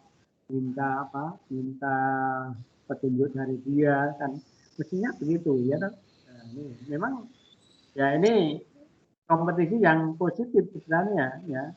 Kalau anak mau memanfaatkan, maka sebaiknya ketika ada tugas presentasi baik kelompok maupun individu, itu sebenarnya justru hasil dari presentasi dan tugas itu dinilai kemudian dipajang ya, di papan pajangan oleh guru, tetapi jangan guru pasang sendiri, guru anak memasang sendiri dengan bimbingan guru, diawasi guru, ya bisa tapi pasang. Nah, tujuannya mungkin kemarin sudah kita sampaikan. Tujuan untuk dipajang itu kan sebagai pasar kemudian. Pasar. Kenapa pasar? Anak tentu nilainya akan berbeda-beda. Mengapa nilai berbeda? Karena jawabannya juga berbeda-beda. Benar atau salah. Ketika anak kemudian membaca pekerjaan anak yang lain, yang mungkin nilainya 10, anak yang mungkin nilai 10 melihat anak yang nilainya 5, atau mungkin 6, atau mungkin 3, 2, 1, dan seterusnya. Ini kan sebagai pasar, artinya bisa kulak, ya, bisa beli dan bisa jual. Yang dijual apanya? Pekerjaannya sendiri. Belinya dari mana? Beli dari pekerjaan orang lain, anak yang lain. Pekerjaan saya nomor 2 salah. Jawabannya yang benar kok seperti ini kan begitu kan? Beli dan jual. Ya, beli dan jual. Sehingga nanti akan terjadi satu interaksi ya, antara anak dengan anak. Karena apa? Itu terjadi saling melihat, saling menjual dan membeli. Ini ajaran seperti itu. Kemudian memperlakukan anak sesuai dengan norma sosial. Ya. Kalau dengan anak jangan sampai teman-teman memberikan satu statement pernyataan yang kemudian anak ini menjadi putus ya. Jangan. Anak itu harus dibombong, harus dimotivasi. Apalagi kalau kelas rendah, kelas 1 sampai 3 ini kan masih bombongan. Kelas 1 apalagi, maka untuk kelas 1 biasanya harus dicarikan yang lebih jenior. Kenapa? Karena tingkat kesabarannya ini sudah cukup banyak ya untuk teman-teman yang sudah senior. Kemudian nah, membantu masyarakat kurang mampu untuk menyekolahkan anaknya. Ini yang masih sulit untuk dilakukan karena anak-anak kita ini kan masih belum ke arah berpikirnya belum cukup. Ya, tentu toleransi itu sebaiknya terjadi pada anak-anak yang sudah besar, artinya yang kelas 4 sampai 6. Ini sudah mampu berpikir secara abstrak, ya, bukan konkret. Sudah bisa saja untuk berpikir. Ya, motivasi untuk bisa mengeluarkan pendapatnya. Ya, tidak satu interaksi yang saling mengisi, saling memberi dan menerima. Oke. Nah, kemudian yang ini satu modul lagi, satu jenis-jenis perangkat bimbingan konseling di ada perangkat pengumpul data. Jadi untuk bisa membimbing anak, memberikan konseling anak, ini guru harus punya data dulu. Nah, punya data pada anak ini harus diinventarisasi, dikumpulkan dulu, ya. Baru kemudian ya diobservasi. Ya, guru harus memahami pedoman observasi. Kemudian juga mungkin dengan cara wawancara. Itu harus tunjuk dan bagaimana kita melaksanakan wawancara. Anak yang terkait dengan bimbingan yang akan diberikan. Terus bagaimana caranya. Kemudian membuat checklist, kemudian anekdot, nanti di belakang akan kita jelaskan tentang anekdot, termasuk checklist, angket.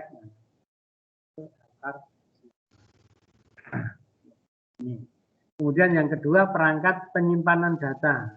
Kalau sekarang nggak masalah ya, sekarang nggak masalah. Mengapa? Karena sudah ada komputer. Mau menampung berapapun dokumen yang ada di sekolah di komputer akan bisa. Tapi kalau dulu kan dokumen itu berdasarkan apa yang dikerjakan oleh guru. Misalnya ada guru buat ini program BK, program bimbingan konseling. Kemudian ada juga yang buku khusus data-data tentang siswa, Artinya data yang nanti mengarah pada bimbingan dan konseling. Perlukah diberikan bimbingan, perlukah diberikan satu tindak lanjut untuk sikap anak tersebut. Ini dilihat melalui penyimpanan data. Buku pribadi dan anak-anak ini kan ya biasanya kalau yang buku pribadi itu melekat pada rapot kelihatannya ya. Iya.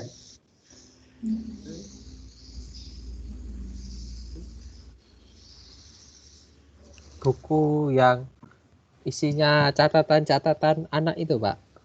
Iya, itu ada sendiri atau yang melekat di rapot itu. Nah, sebenarnya harus punya sendiri guru itu, ya. Harus punya sendiri catatan tentang anak, ya, pribadi anak. Itu namanya perangkat penyimpan data.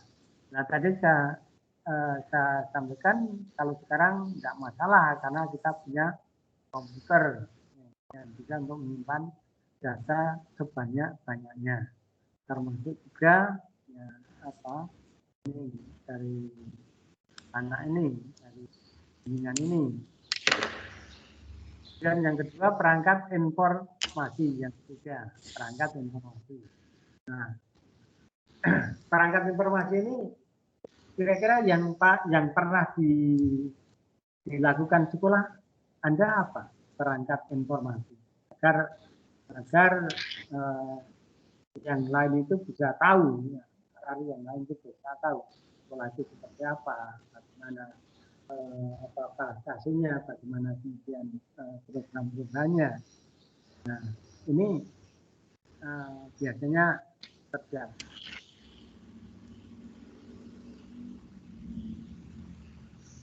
Perangkat informasi. Halo? Oke, Pak. Iya, Pak. Informasi sering lihat di kantor-kantor papan informasi. Ya. Kalau dia itu apa yang pernah ada yang pernah dilakukan ketika apa itu menyikapi tentang perangkat bimbingan konseling.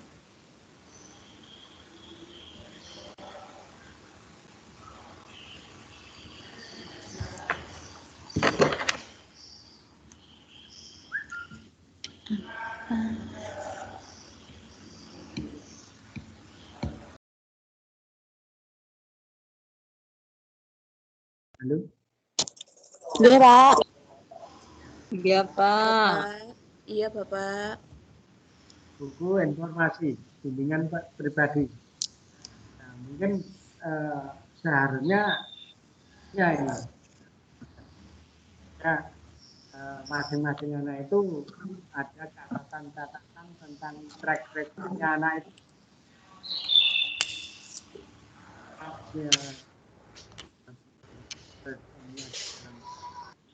Pendapatnya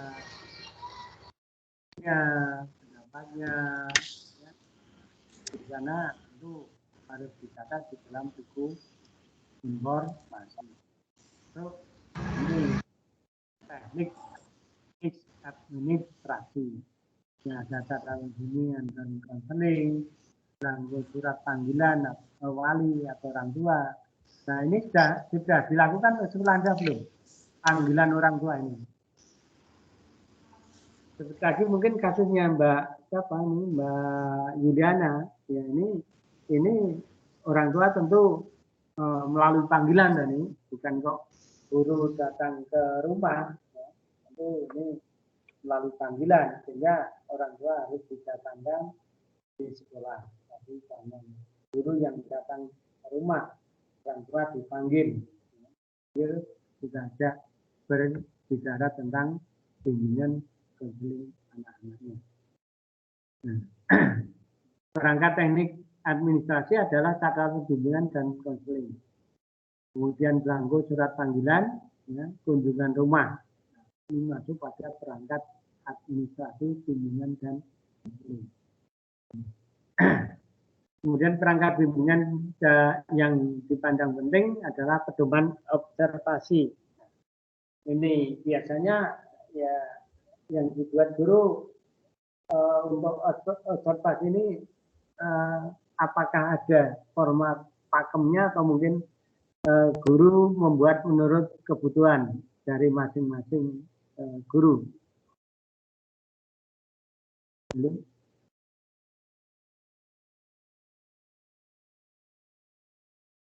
Nggih, Pak, suaranya putus-putus, Pak. Nggih, Pak, suaranya putus-putus. Ya, stabil sinyalnya. Nah, kemudian itu disampaikan pedoman observasi adalah untuk data siswa yang dibutuhkan. Jadi ada kebiasaan belajar, ada sikap, kemudian kalau di kelas seperti apa, hubungan sosialnya bagaimana, aktivitas dalam diskusi seperti apa, apakah hanya sebagai pendengar atau mungkin juga sebagai narasumber atau mungkin juga sebagai presenter yang ketika hasil diskusi itu harus dipresentasikan. Nah, ini kemudian isi pedoman observasi adalah satu, tujuan, ya, kemudian sasaran dan fokus observasi. Nah, ini harus diperhatikan dulu, disusun dulu, direncanakan dulu, tujuannya apa, sasarannya apa, dan fokus observasinya di mana dan apa dan di mana. Dan yang kedua pengamat ya, waktu dan tempat observasi ini perlu juga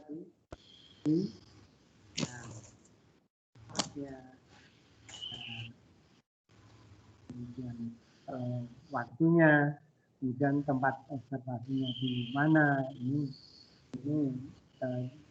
dari dari bimbingan harus ada seperti itu. Dan pedoman yang ketiga adalah cara atau prosedur observasi, di kelas masing-masing. Itu akan berbeda karena kasusnya juga berbeda. Yang mungkin dihadapi pun juga berbeda. Karena apa? Kelas kita adalah ada 6 kelas, ada 6 rombongan belajar. Pada itu 2, 4, 3 sampai kelas. Ini tentu membutuhkan sikap yang berbeda. Rambu-rambu observasi. Nah, di dalam melaksanakan observasi kita harus mengikuti rambu-rambu, ya, mengikuti rambu-rambu. Antara lain rambu-rambunya adalah satu, untuk apa observasi dilakukan. Untuk apa? Nah, observasi ini untuk apa? Ya, ini mengapa kita harus melakukan observasi? Kalau dibalikan, ya ini harus. Nah, yang kedua objek substansi, ya, yang apa yang diobservasi. Jadi apa yang harus diobservasi, fokusnya pada apa, ini harus dijelaskan sehingga nanti sampai di tempat itu anak-anak tidak akan bingung apa yang harus dikerjakan. Tapi tentu semuanya akan melakukan observasi.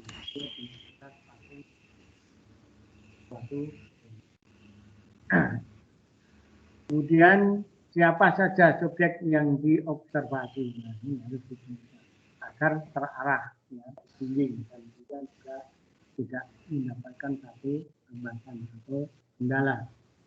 Kemudian dalam kondisi apa dan di mana observasi itu dilakukan. Kalau dalam masa pandemi seperti ini, ya tentu akan berbeda. Karena apa? Karena masa pandemi ini tentu harus banyak yang disiapkan. Tapi contoh saja misalnya kita harus pakai masker. Ya. Jadi ini juga satu tunjuk di mana observasi itu kemudian bisa dilakukan. Lalu bagaimana cara dan prosedur yang akan dilaksanakan? Caranya piye dilaksanakan? Contoh ini ya. Terus yang lebih tenang sehingga pelaksananya bisa menjadi lancar. Bagaimana caranya? Kalau mungkin belum pernah, ya, atau baru saja, silahkan cari narasumber.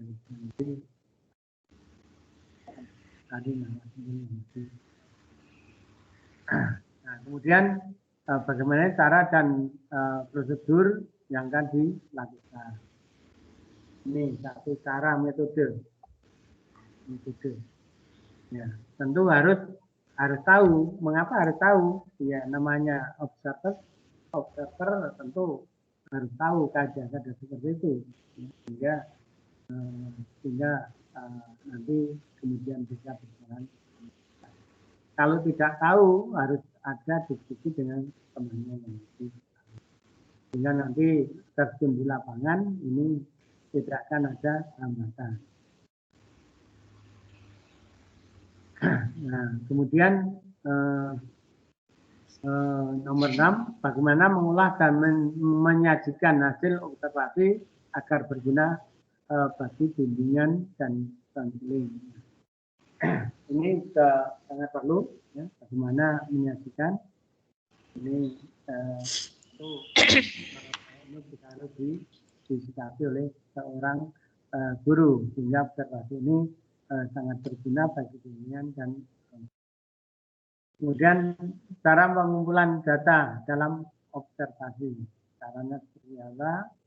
Yang pertama adalah catatan anekdot, yaitu berisi tentang suatu peristiwa, ya, atau suatu peristiwa siswa atau mungkin kelompok siswa tertentu.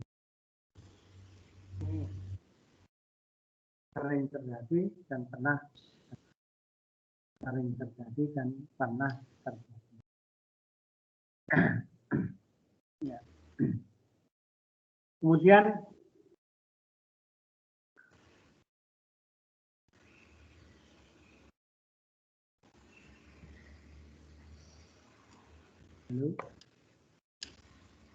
hilang. Mboten, Pak. Masih terdengar. Masih, Pak. Masih, Pak. Mirengke, Pak.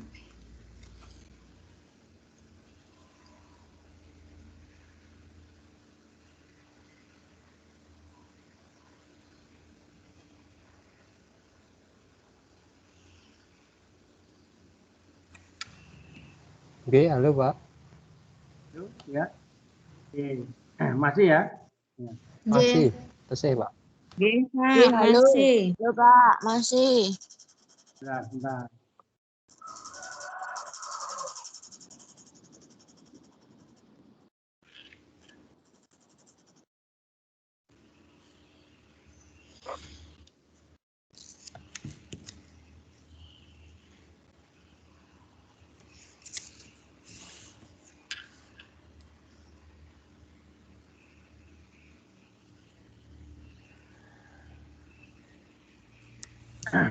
Ya.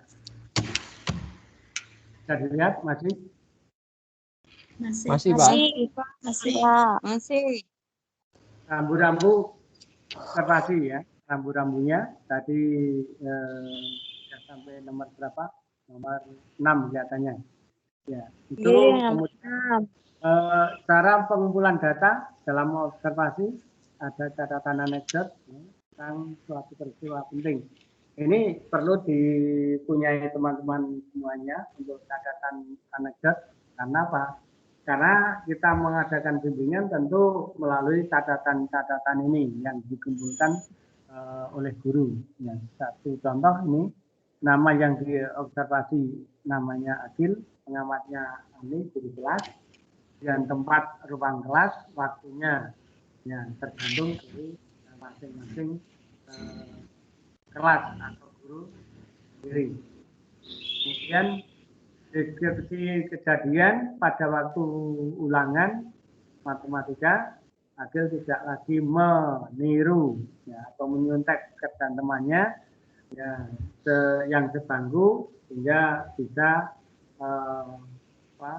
bisa percaya diri, artinya bisa mandiri, tidak menyontek, meniru rekan temannya. Ini sebuah catatan yang ketika mengadakan bimbingan kita tulis ya, kita tulis di situ di pengumpulan data dalam observasi.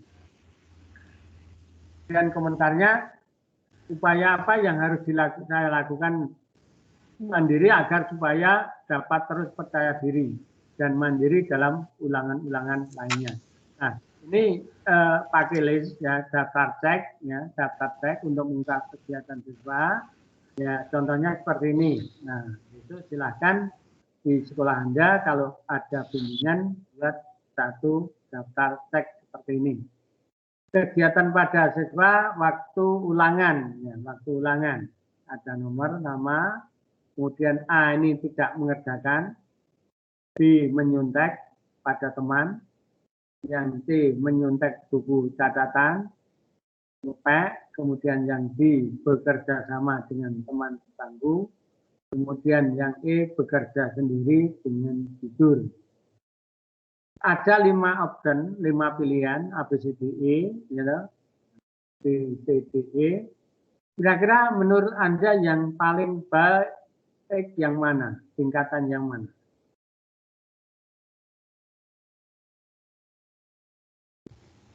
Yang E, Pak. E, Pak. Yang E, ya. Betul, ya. Yang E, Pak. Ya. Kalau nanti buat daftar teks, ya harapannya isinya semua di E ya. Andi misalnya di E, kemudian Tasya di E, kemudian Wawan di E dan seterusnya ya. Tapi saya kira variatif sekali karena masing-masing anak itu berbeda.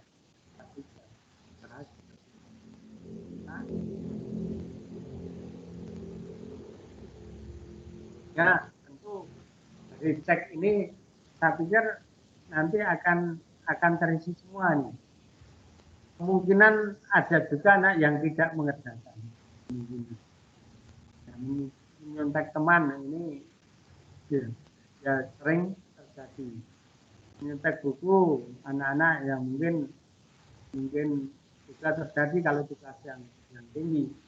Kelas rendah saya kira juga kecil dari hasil cek ini. Kemudian bekerja sama dengan teman bangku. Ini saja yang bagus ya. Artinya sama-sama berpikir, kemudian diambil satu kesimpulan.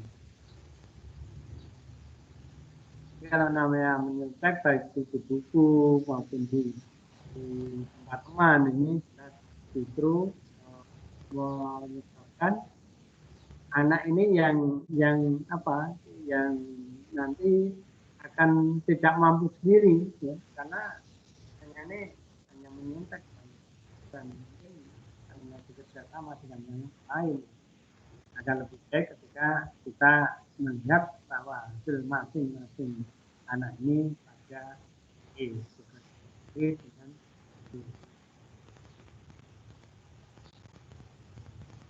dan yang skala penilaian. Bagaimana skala penilaian? Skala penilaian adalah pengumpul data yang dipergunakan dalam observasi untuk menjelaskan, ya, untuk menggolongkan dan menilai diri sendiri yang disebut dengan self-report form. Kemudian jika untuk melihat sikap disebut namanya skala sikap. Materi penilaiannya. Ya, ini rentangan ini misalnya kita buat bekerja sama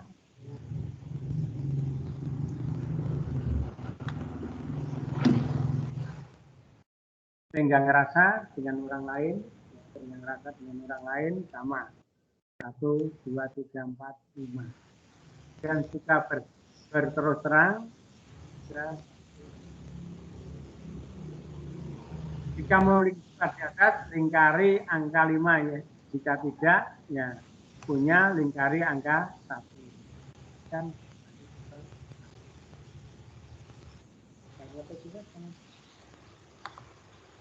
atau tidak, ya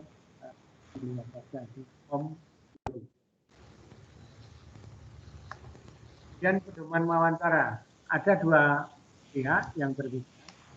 Yang satu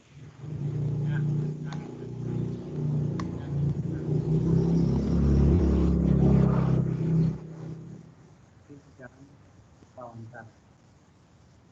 2 orang, yang satu pihak mencari data, yang satu pihak pemberi keterangan. Kemudian tujuannya apa? Ini adalah 1, menciptakan hubungan baik antara kedua belah pihak yang terlihat. Artinya apa? Baik pencari data maupun beri keterangan ini terjalin satu hubungan yang baik. Ketika hubungan baik tentu ada juga hal-hal yang dihasilkan yang baik juga. Kita baik. Kemudian meredam ketegangan yang terdapat dalam diri subjek wawancara. Nah, pernahkah terjadi satu ketegangan? Nah, ini biasanya dipicu oleh apa? Pengalaman aja. Coba adakah ketegangan di antara anak-anak, di antara siswa? Ya, lalu penyebabnya apa biasanya? Penyebabnya apa?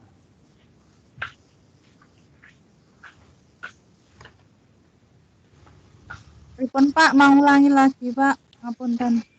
Ya, di dalam hubungan antar siswa ini kan biasanya terjadi juga sebuah ketegangan.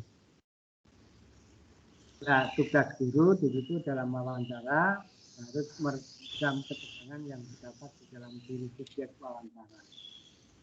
Ya, ini kan ada timbal balik antara pewawancara dengan subjeknya. Ada pewawancara dan sebagainya. Nah, sehingga di situ ada kepentingan untuk meredam ketegangan. Dalam hal ini tentu antara si wawancara yang diwawancarai, pencari data, pemberi keterangan dan pencari data, ini tentu jangan sampai kemudian itu terjadi. Kira-kira seperti apa yang harus dilakukan?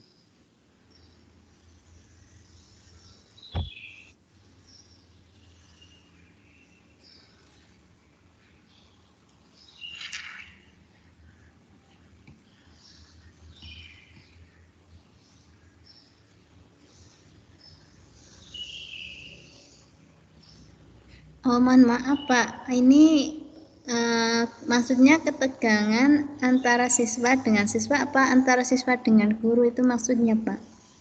Ini antara siswa dengan guru, karena antara subjek wawancara dengan di situ kan ada dua pihak, pemberi data, pemberi keterangan dan pencari data. Tentu yang pencari data itu adalah guru, pemberi keterangan adalah siswa. Ya, kadang-kala kan mungkin ada sebuah perbedaan pendapat. Ini kan wajar. Sehingga tentu harus diredam. Lalu kira-kira bagaimana supaya tidak atau bagaimana cara meredamnya ketegangan tersebut jika terjadi, artinya jika terjadi.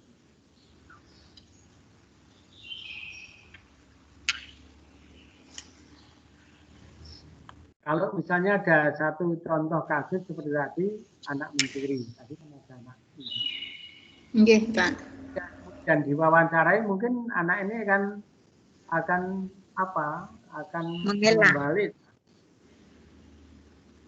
kembali fakta. Jadi tidak mungkin langsung ngaku. Nah, kira-kira itu kan kemudian terjadi satu ketegangan. Bagaimana sikap kita? Saya coba menjawab ya Pak. Tiawan Ristan ya Pak. Ya. Oke, saya coba jawab. Jadi untuk mencari itu data yang tadi, semisal kasus yang anak itu tadi diduga atau dikira mencuri, jadi bisa disendirikan atau misal dipanggil ke kantor semisal. Nah, pada saat dipanggil itu tidak langsung ditanyai. Jadi istilahnya untuk anaknya biar tenang dulu, tidak ancang-ancang untuk mengelak, Pak. Jadi biar anaknya nafasnya tenang dulu, pikirannya tenang dulu. Nanti ya 15 menit, 10 menit atau nek kira-kira masih belum bisa tenang ya nanti setengah jam. Lah setelah waktu jeda itu, setelah pikiran anak itu jernih, baru ditanya baik-baik.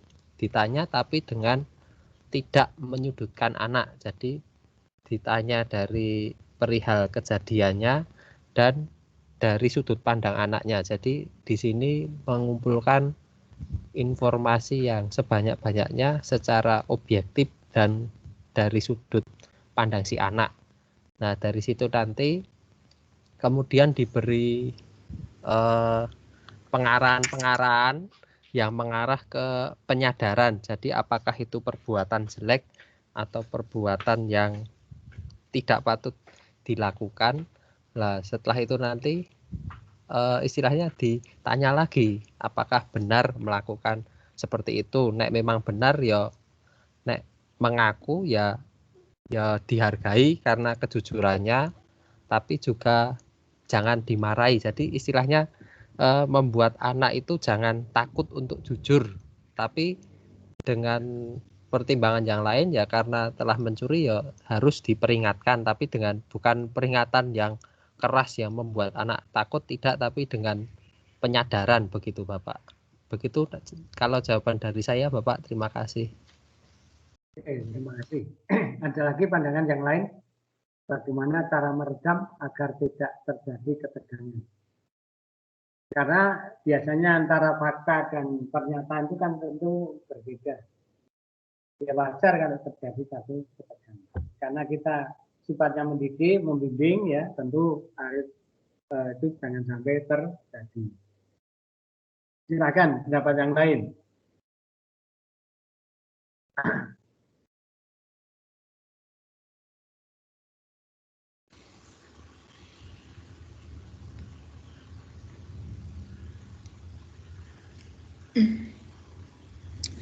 Saya Pak mau menambahi sedikit yang tadi disampaikan oleh Mas Rista.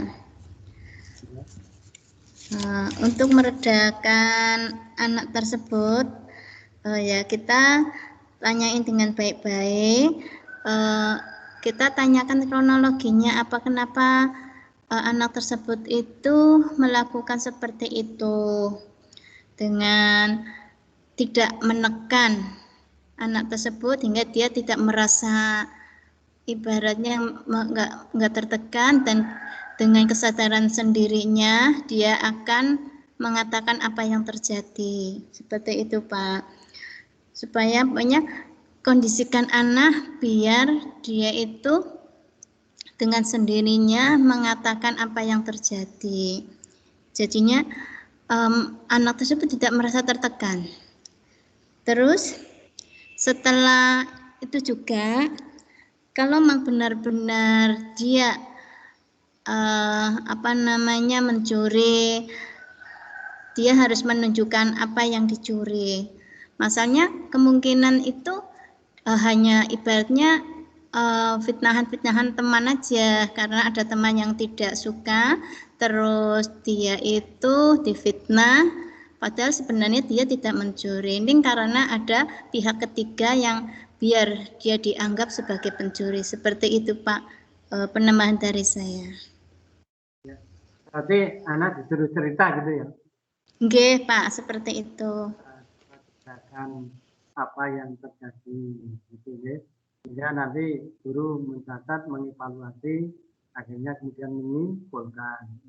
Ya memang kalau seperti itu kan pernyataan sepihak ya, artinya ya mungkin ketegangan bisa diredam ya, Memang mungkin dengan cerita itu.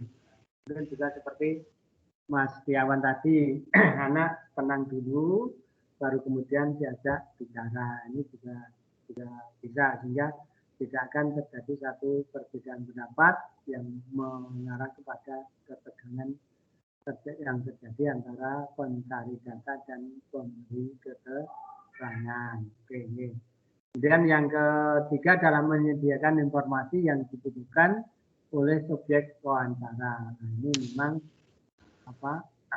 betul, jadi harus menyediakan informasi. Karena ada yang mencari informasi, ada yang memberi informasi. Mendorong ke arah diri pada pihak subjek wawancara. Nah, ini tentu. Artinya nanti kalau terjadi dengan cerita itu bagaimana sebenarnya yang terjadi pada subjek wawancara. Kemudian memberikan motivasi kepada pihak yang diwawancarai untuk melakukan kegiatan yang konstruktif. Artinya apa? Ya sesuai dengan program yang ada dan arahan-arahan dari guru, sehingga anak ini tidak destruktif, ya, selalu konstruktif. Nah, itu bagus. Ya. Jadi pengalaman Anda yang di lapangan ini akan menjadi satu bekal kita untuk ke depan.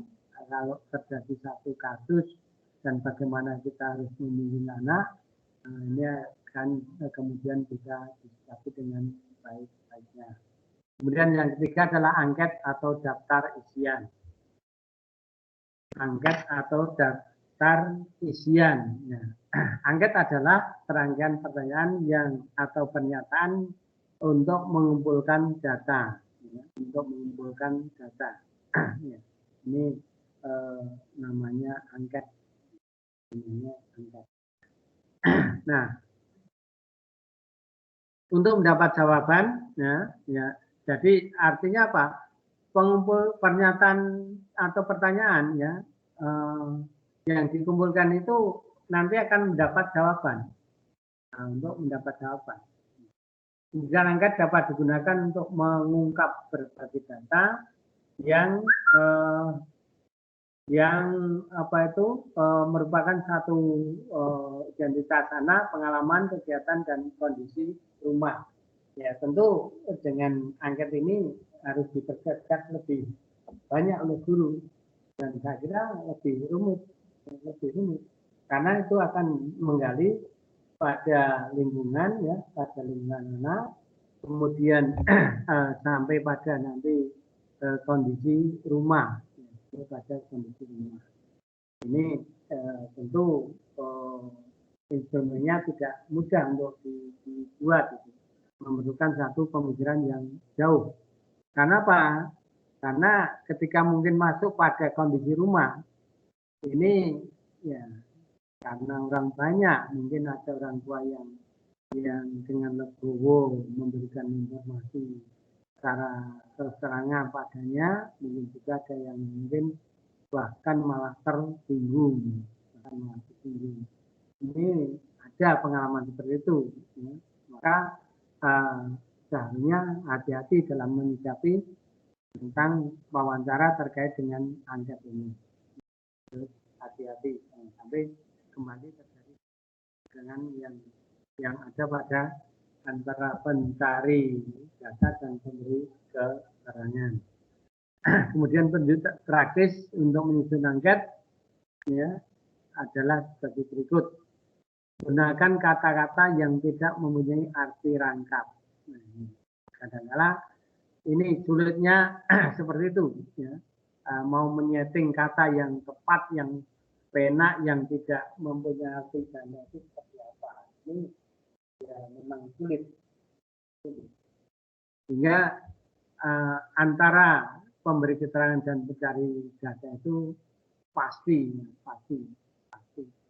tidak mengandi-andi. Kemudian pilihan kalimat sederhana dan jelas. Ini kalau boleh saya sampaikan, ya, jangan sampai kemudian menggunakan atau memilih kata-kata serapan. Kata serapan dari asing ini biasanya orang dengan kata-kata asing ini sok bangga biar dianggap tahu atau pintar bahasa asing. Ini yang menurut saya kurang pas. Buatlah kata-kata atau kalimat yang sederhana tetapi jelas, ya, Hindarkan kata-kata yang tidak ada gunanya. Nah, ini sampel saja. Ya, maunya apa, tanya apa, ini tentu sudah itu saja pedomannya. Nah, mencari kata-kata yang mungkin dianggap lebih menereng, lebih keren, atau mungkin lebih gaul misalnya. Itu. Kemudian hindarkan kata-kata yang tidak diingat, ya. Hindarkan pernyataan yang tidak perlu. Kadang-kadang orang kok senang menggunakan kata-kata yang tidak perlu di dalam sebuah wawancara. Dan itu justru menghamburkan waktu dan tidak ada gunanya. Kemudian cantumkan kemungkinan jawaban sebanyak mungkin supaya subjek mempunyai pilihan yang luas. Jadi kemungkinan jawabannya diharapkan lebih banyak dibuat, disajikan, gitu. Sehingga itu subjek mempunyai pilihan yang lebih Kemudian pertanyaan disesuaikan kemampuan responden. Lagi harus disesuaikan. Kalau itu misalnya pada siswa ya tentu yang sebaya kelasnya atau yang sebaya umurnya. Sehingga kemampuan responden ini bisa diketahui dengan kemampuan ini. Kelas 1, kelas 2, kelas 3 ini hampir sama karena itu masuk kelompok kelas rendah. 4, 5, 6 juga begitu, hampir sama karena itu termasuk kelompok kelas tinggi. Jadi itu jangan sampai kita mengadopsi menggunakan kata serapan. Membaca Indonesia kita cukup banyak membaca menggunakan bahasa serapan. Perlu.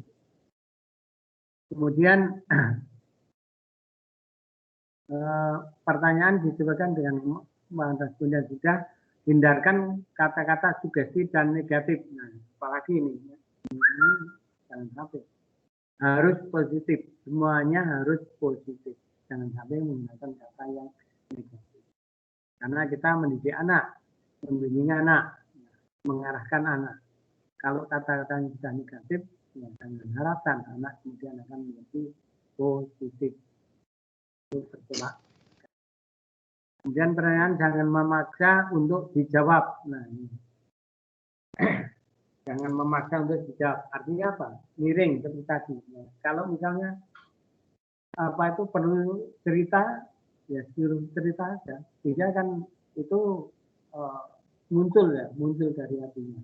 Tidak ada penekanan. Nanti guru akan bisa menyimpulkan itu bagaimana kronologisnya Anda dituduh mencuri dan menjadi solusi. Tapi nah ini kan pertanyaan yang untuk menggali sensor.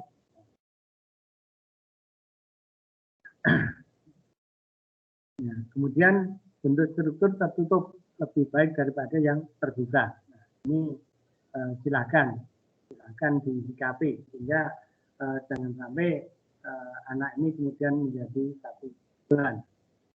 Pertanyaan jangan menuntut responden berpikir rumit. Nah, anak kecil ya, anak kita masih kecil, masih perlu hal-hal yang konkret, belum maksimal untuk masalah-masalah yang abstrak. Jadi berpikirnya masih konkret, ya, masih konkret. Sehingga jangan sampai kalau nanti kemudian itu rumit, ya, akan membebani pikiran anak. Dan dampak terjauhnya anak ini merasa terbebani, akhirnya bisa jadi anak kemudian drop out karena merasa tidak senang di sekolah dan sangat terbebani. Kemudian pergunakan kata-kata yang netral, tidak menyinggung harga diri responden. Ya. Netral, atau nanti menyinggung perasaan. Menyinggung perasaan. Kalaupun mungkin akan ke sana, ya bahasanya yang halus. Bahasa yang halus. Seolah anak itu tidak terasa ketika kemudian tersinggung perasaannya. Jadi di atas bahwa kita menyalahkan anak itu boleh, tetapi caranya yang harus pintar. Caranya yang pintar. Artinya apa? Jangan sampai anak itu merasa kemudian disalahkan secara vulgar. Misalnya untuk suatu masalah jawaban anak atau mungkin kerjaan itu salah. Wah, salah ini enggak boleh. Ya. Karena Anda perlu diperbaiki misalnya. Itu kan sebenarnya kan salah. Tapi tentu itu anak tidak terasa kalau disalahkan. Atau mungkin sebaiknya dibuat seperti ini, misalnya seperti itu. Itu satu taktik saja, satu strategi saja. Kemudian pergunakan kata yang netral saja. Pertanyaan dalam bentuk tertutup dan diperinci dalam dimensi yang apa itu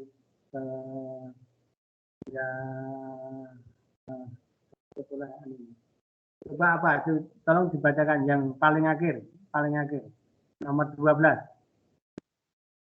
Pertanyaan dalam bentuk tertutup dan terperinci dalam dimensi yang sama. Nah, ini ya. Jadi tentu itu tidak diharapkan oleh anak, tidak diharapkan. Mengapa harus terperinci? Karena memang data yang harus kita peroleh itu yang terperinci. Sehingga sangat jelas masalah yang nanti akan kita agendakan untuk menjadi satu bimbingan pada anak. Kemudian angkat sosiometri. Sosiometri adalah suatu cara atau teknik untuk mengetahui hubungan sosial antar anggota dalam satu kelompok tertentu yang disebut sosiometri. Angka tersebut berisi tentang beberapa pertanyaan, ya, tentang pilihan. Ini memang kadang ada satu dukungan pula ketika mungkin anak memberikan satu jawaban. Ya,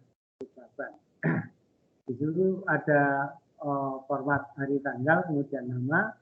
Sebenarnya jika ada reaksi di suatu pantai, ya, siapakah di antara teman kelas Anda yang akan kamu ajak main bersama?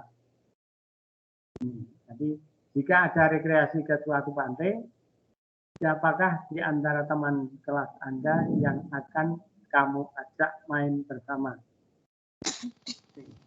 Ya. Ini kan pertanyaan yang sangat dramatis. Ya. Nah, tentu anak tidak akan tahu arahnya guru, ya, tidak akan tahu. Mungkin ya ini itu dan lain sebagainya. Kalau itu diminta 2 tentu ya harus 2 orang anak, 2 orang teman. Ya.